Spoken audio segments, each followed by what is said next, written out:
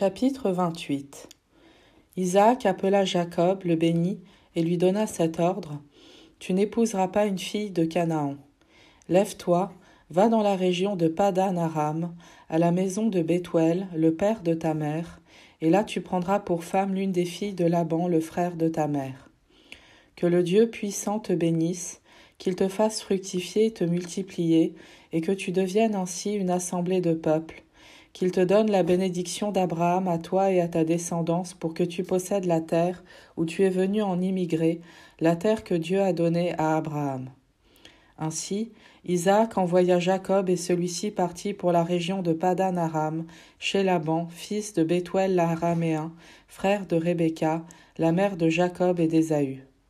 Ésaü vit qu'Isaac avait béni Jacob et l'avait envoyé en Padan-Aram pour y prendre femme. En le bénissant, il lui avait donné cet ordre: Tu n'épouseras pas une fille de Canaan.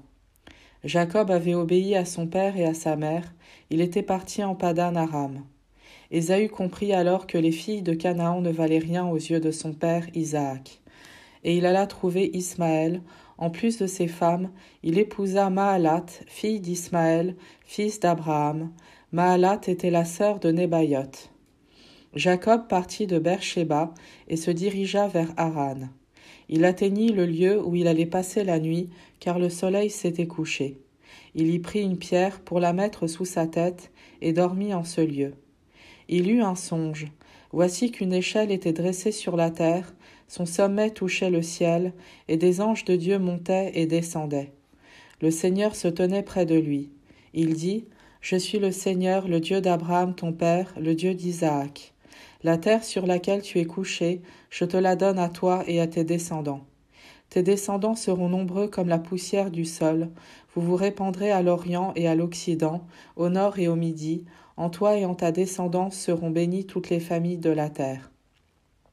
Voici que je suis avec toi, je te garderai partout où tu iras, et je te ramènerai sur cette terre, car je ne t'abandonnerai pas avant d'avoir accompli ce que je t'ai dit. Jacob sortit de son sommeil et déclara: En vérité, le Seigneur est en ce lieu, et moi je ne le savais pas.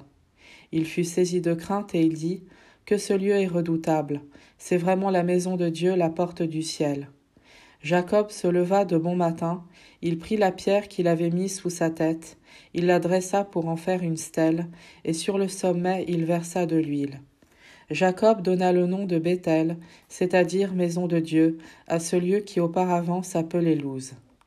Alors Jacob prononça ce vœu: Si Dieu est avec moi, s'il me garde sur le chemin où je marche, s'il me donne du pain pour manger et des vêtements pour me couvrir, et si je reviens sain et sauf à la maison de mon père, le Seigneur sera mon Dieu. Cette pierre dont j'ai fait une stèle sera la maison de Dieu. De tout ce que tu me donneras, je prélèverai la dîme pour toi.